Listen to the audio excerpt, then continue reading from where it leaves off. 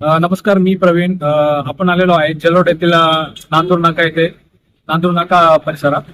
आणि आपण बघत आहात माझ्या बॅक साईडला पुलाचं काम पेंडिंग राहिलेलं आहे, म्हणजे अपूर्ण राहिलेलं आहे, स्थगित केलेलं आहे शासनाने. त्याच्यामुळे नागरिकांना येथील स्थानिक नागरिकांना ना खूप त्रास होतो, जेणेकरून ट्रॅफिक वगैरे खूप राहते. आणि आजूबाजूला भरपूर असे शॉप्स आहेत स्थानिक लोकल लोकांची. आणि ट्रॅफिक वाढल्यामुळे स्थानिक नागरिकांना पण याचा खूप त्रास होतो. की अद्याप शासनाने पुलाचं काम अधुरं काम ठेवलंय हे अजून सविस्तर आहे, कारण आपलं समजलं नाही आणि त्यावरती आपण येऊच.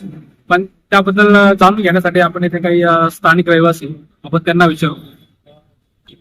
तुमचं नाव रुपेश चौधरी.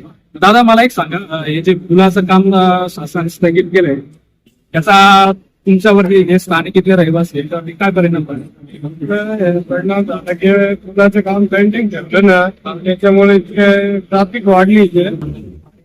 फार आपलं ऊन इतकी उठतं ना, त्याच्यामुळे त्रास होत राहिला दुकानदारांना पण आणि लोकांना पण. आणि जे आता तुम्ही बघत असाल बॅक साईडला, जे तुम्ही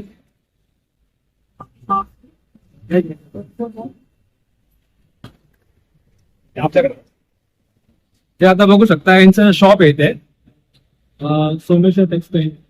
गर्दी इतकी वाढल्यामुळे कधी कधी यांच्या शॉपचे ते पण पार्किंग राहत नाही, म्हणजे जेणेकरून ज्यांचे कस्टमर येतात कस्टमरला सुद्धा पार्किंग राहते. ते पुलाचा एवढा असं आहे की ते स्थानिक रहिवासी ज्यांची स्वतःची मालमत्ता हक्काची जागा आहे त्याच्यावरती सुद्धा आहे ना दुसरे अतिक्रमण करतात.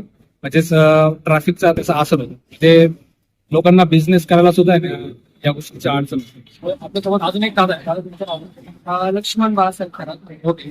दादा, मला एक सांगा, जे आता शासनाने जे पुलाचं काम स्थगित केलं, त्याच्यामुळे सामान्य नागरिकांवर काय परिणाम झाले? सर, इथं असं झालंय का आता हे ब्रिजचं काम बंद पडलंय आणि आमच्या दुकानदारांना ते धूळ आणि दुसरी गोष्ट, लोक कुठे रस्त्यात गाडी लावून हो, बरोबर. आणि फक्त दुपारची ते गाडी अशी रस्त्यातच होती क्रॉस, समोर एखादा जाणार किंवा त्यामुळे येणार अपघात होऊ शकतो. आणि आम्ही बघतो कधी कधी आम्ही उचलतो लोकांना, इथे अपघात होतो. आणि ट्रॅफिक तर रोजचे आम्हाला त्रास आहे. म्हणजे नेहमी ट्रॅफिक म्हणजे रस्ता क्रॉस करणं सुद्धा लोकांना अवघड. आमच्या दुकानात गाडी येणार असेल तिकडे पावडर लाईन ना, शेतकरी कशी गाडी घेऊन जातात. साधा चहावाला सुद्धा आम्ही बोलावतो तर मला जीव मुठीत घेऊन यावा लागतो. ट्रॅफिक इथं असते. आणि मला एक सांगा, इथे काही आरटी वगैरे म्हणजे पोलीस कर्मचारी वगैरे काही नसतात? पोलीस कर्मचारी काही traffic दिवस control राहतात. करायला? हा, काही दिवस असतात. जवळ लग्नाचं अजून लग्न सीझन अजून स्टार्ट पण नाही, पण दररोजची इथं ट्रॅफिक आहे सर. म्हणजे कोण ब्रिजची इथून गाडी टाकतं, कोण इथून गाडी टाकतं. म्हणजे इथं कोणाला शिस्तच नाही. लगेच इथं म्हणजे एखादा अपघातही मोठा होऊ शकतो. कधी कधी मोठ्या मोठ्या गाड्या आहेत त्या, कधी टू व्हीलर, कधी आम्ही लेडीज पडते, कधी जेंट्स पडतो, आम्ही उचलतो इथं. म्हणजे नेहमी इथं आम्हाला दररोजचा त्रास आहे. आणि हे ब्रिज पण पडलाय ना, हे त्यानंतर का केलं ते कळत नाही.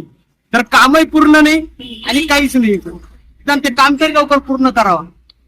सो नागरिकांची एवढी इच्छा आहे की शासनाने जे काम चालू केलं ब्रिजचं ते लवकरात लवकर कम्प्लीट करावं, जेणेकरून इथे सामान्य नागरिकांना ट्रॅफिकचा त्रास होणार नाही, जेणेकरून ऍक्सिडेंट वगैरे काय होणार.